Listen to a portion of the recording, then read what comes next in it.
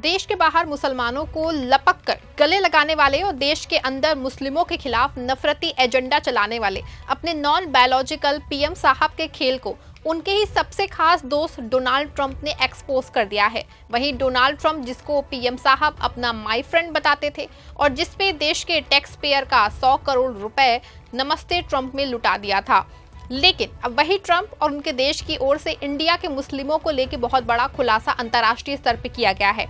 इस खुलासे के बाद न सिर्फ इंडिया में बल्कि मुस्लिम कंट्री में भी हंगामा खड़ा हो गया है। एक और जहां पूरे मामले में पीएम मोदी की गजब किरकिरी हो रही है, दूसरी ओर दुनिया के सामने मोदी और उनकी पार्टी का मुस्लिमों के खिलाफ नफरती एजेंडा खुल के सामने आ गया है। ऐसे में पीएम मोदी और उनकी पार्टी को जोर का झटका लग सकता है।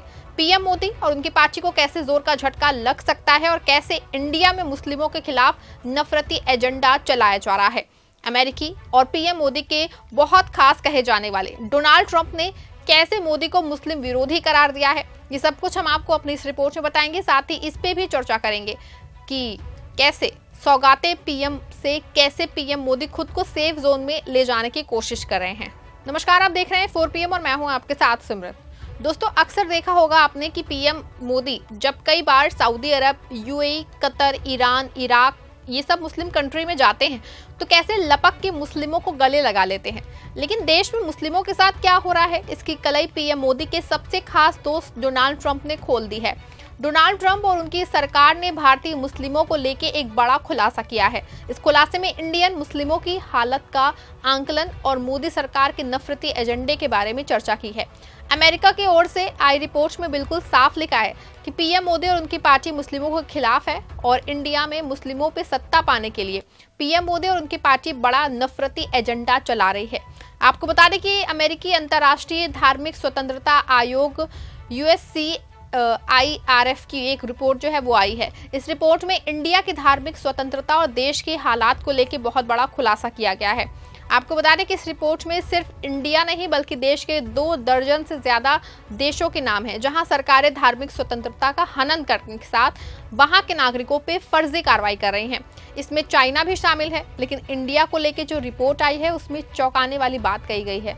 आपको बता दें कि अमेरिका की ओर से जो रिपोर्ट आई है वो 96 पेज की है और 38 नंबर पेज पे इंडिया के बारे में लिखा है। वैसे तो रिपोर्ट में काफ़ी कुछ है, लेकिन जो बहुत ज़रूरी बातें हैं वो हम आपको भी बताते हैं, दिखाते हैं और सुनाते भी हैं। रिपोर्ट में लिखा हुआ है 2024 में भारत में धार्मिक स्वतंत्रता की स्थिति लगातार बिगड़ती रही क्योंकि धार्मिक अल्पसंख्यकों के खिलाफ हमले और भेदभाव बढ़ते रहे। जून में राष्ट्रीय चुनावों से पहले प्रधानमंत्री नरेंद्र मोदी सहित भाजपा के सदस्यों ने राजनीतिक समर्थन हासिल करने के लिए मुसलमानों और अन्य धार्मिक अल्पसंख्यकों के खिलाफ घृण बयानबाजी और गलत सूचना का प्रचार किया। इस तरह की बयानबाजी ने धार्मिक अल्पसंख्यकों पे हमलों को बढ़ावा दिया है, जो चुनाव के बाद भी जारी रहा, जिसमें निगरानी हिंसा, लक्षण और मनमाने ढंग से हत्याएं और संपत्ति और पूजा स्थलों को ध्वस्त करना शामिल था। अधिकारियों ने नागरिक समाज संगठनों पर नकेल कसने और धार्मिक अल्पसंख्यकों के सदस्यों, मानवाधिकार रक्षकों और धार्मिक स्वतंत्रता पर रिपोर्टिंग करने वाले पत्रकारों को हिरासत में लेने के लिए गैर कानूनी गतिविधि रोकथाम अधिनियम और विदेशी योगदान विनियमन अधिनियम सहित आतंकवाद विरोधी और वित्त पोषण कानूनों का दुरुपयोग करना जारी रखा। सरकार ने अपने आपराधिक कोड को भी नए कानून के साथ बदल दिया, जिसमें धार्मिक अल्पसंख्यकों को निशाना बनाया जा सकता है अगर उन्हें लगता है कि भारत की संप्रभुता, एकता और अखंडता को खतरे में डाल रहे हैं। मार्च में भाजपा ने 2019 के नागरिकता संशोधन अधिनियम को लागू करने के लिए नियम पेश किया, जिसमें पाकिस्तान, अफगानिस्तान और बांग्लादेश से भागने वाले गैर मुस्लिम अल्पसंख्यकों को फास्ट ट्रैक नागरिकता की पेशकश की। 2019 में CAA का शांतिपूर्ण विरोध करने के लिए UAPA के तहत कई व्यक्ति हिरासत में रहे, जिनमें उमर खालिद, मीरान हैदर और शर्जील इमाम शामिल है। राष्ट्रीय नागरिक रजिस्टर के साथ ही जिसमें सभी निवासियों को नागरिकता का प्रमाण देने की आवश्यकता होती है।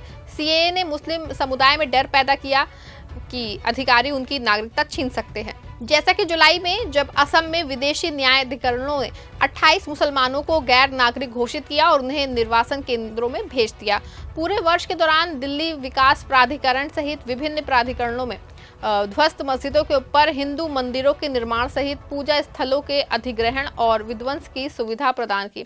उल्लेखनीय है कि जनवरी में प्रधानमंत्री मोदी ने अयोध्या में राम मंदिर की प्राण प्रतिष्ठा की, जो बाबरी मस्जिद के खंडहरों पे बना है, जिसे हिंदू भीड़ ने 1992 में ध्वस्त कर दिया था।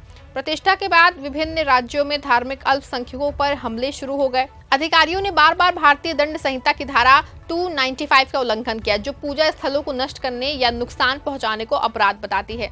मुस्लिमों की संपत्ति को बुलडोजर से ध्वस्त कर दिया, जिसमें अवैध मानी जाने वाली मस्जिदें भी शामिल है। अधिकारियों ने धार्मिक अल्पसंख्यकों को निशाना बनाने के लिए भेदभावपूर्ण राज्य स्तरीय धर्मांतरण विरोधी कानून और गोहत्या विरोधी कानून लागू किए। जून और जुलाई में उत्तर प्रदेश में पुलिस ने राज्य के धर्मांतरण विरोधी कानून का उल्लंघन करने के आरोप में 20 ईसाइयों को हिरासत में लिया, जिसमें 4 पादरी भी शामिल थे। जुलाई में उत्तर प्रदेश सरकार ने उस कानून को मजबूत बनाने के लिए एक विधेयक पेश किया, जिसके बाद मुस्लिम धर्मगुरु कलीम सिद्दीकी और 11 अन्य को जबरन धर्मांतरण में कथित रूप से शामिल होने के लिए आजीवन कारावास की सजा सुनाई गई। उसके अतिरिक्त उत्तराखंड ने समान नागरिक संहिता विधेयक पारित किया, जिसमें पंजीकरण की आवश्यकता है और अंतरधार्मिक जोड़ों पे अधिक निगरानी रखने की अनुमति है। भारत सरकार ने विदेशों में धार्मिक अल्पसंख्यकों, खास तौर पे सिख समुदाय के सदस्यों और उनके अधिवक्ताओं को निशाना बनाने के लिए अपनी दमनकारी रणनीति का विस्तार करना जारी रखा। भारत के धार्मिक स्वतंत्रता उल्लंघनों का दस्तावेजीकरण करने वाले पत्रकारों और शिक्षाविदों और नागरिक समाज संगठनों ने विदेशी भारतीय नागरिक कार्डों को रद्द करने के साथ साथ हिंसा और निगरानी की धमकियों सहित काउंसुलर सेवाओं से इनकार करने की रिपोर्ट की। कनाडा सरकार के अंतर्राष्ट्रीय रिपोर्ट और खुफिया जानकारी ने भारत के रिसर्च एंड एनालिसिस विंग के एक अधिकारी और 6 राजनयिकों को न्यूयॉर्क में 2023 में एक अमेरिकी सिख कार्यकर्ता की हत्या के प्रयास से जोड़ने के आरोपों की पुष्टि की। देखा आपने, अमेरिकी एजेंसी ने साफ तौर पे अपनी रिपोर्ट में लिखा है कि मुस्लिम सिखों और ईसाइयों पे लगातार अत्याचार हो रहे हैं और ना सिर्फ इसमें सरकार शामिल है, बल्कि अधिकारियों की मिलीभगत में मुसलमानों अल्पसंख्यकों को परेशान किया जा रहा है। इस रिपोर्ट के आने के बाद अभी तक ना सिर्फ देश में मुस्लिम, विदेशों में, खासतौर पर मुस्लिम देशों में पीएम मोदी और उनकी पार्टी की किरकिरी हो रही है। आपको बता दें कि इससे पहले भी इस तरह की बातें अंतर्राष्ट्रीय स्तर पर उठ चुकी हैं, लेकिन हर बार अपने नॉन बायोलॉजिकल पीएम साहब और उनकी पार्टी इसको विपक्ष का एजेंडा और इंडिया को बदनाम करने की कोशिश कह के किनारे लगा देती थी। लेकिन इस बार खुद जब पीएम मोदी के सबसे खास दोस्त डोनाल्ड ट्रंप के देश और उनकी एजेंसी की ओर से ये रिपोर्ट आ गई है, तो फिर हंगामा मचना तय है। बता दें कि ये रिपोर्ट में जो है भारत की खुफिया एजेंसी रॉ भी सवाल खड़े कर रहा है, जिस बात पे भारतीय दूतावास और विदेश मंत्रालय खूब दावे कर रहा था कि रॉ की ओर से कोई मर्डर नहीं कराया गया, जब यही बात पीएम मोदी के खास तो ट्रंप की एजेंसी कह रही है। ऐसे में रॉ को लेकर भी पीएम मोदी को ट्रंप ने फंसा दिया है। आपको बता दें कि पिछले दिनों जब कनाडा के ट्रूडो सरकार ने ये बात कह दी थी, तो किस तरह से विदेश मंत्रालय ने इस पे कई बार सफाई पेश की थी। लेकिन सिखों की हत्या का ये मामला फिर ट्रंप की एजेंसी ने उठा के मोदी सरकार और उनके झूठ को उजागर कर दिया है। लेकिन मुस्लिमों और ईसाइयों को लेकर जो रिपोर्ट है, उसमें मोदी सरकार पूरी तरह से बेनकाब हो गई है। आपको बता दें कि इन दिनों मोदी सरकार मुस्लिम, सिख और ईसाइयों के लिए सौगातें मोदी योजना लेके आई है, और दूसरी ओर इन्हीं अल्पसंख्यकों को क्या देश में क्या हाल है, खुद पीएम मोदी के दोस्त डोनाल्ड ट्रंप की एक रिपोर्ट बता रही है। ऐसे में साफ है कि मोदी और उनकी पार्टी अपनी राजनीति के लिए नफरती एजेंडा चला रही है और देश और समाज को इससे सचेत करने की जरूरत है। इस पूरे मामले पे आपका क्या मानना है? क्या अमेरिका से आई रिपोर्ट भारत के अल्पसंख्यकों की सही हालत को बयां करती है? क्या रिपोर्ट में किए गए दावे सही हैं? क्या मोदी और उनकी पार्टी सच में देश में नफरती एजेंडा चला रही है? अपनी राय कमेंट में बताइएगा। खबर को लाइक और शेयर भी जरूर करिएगा।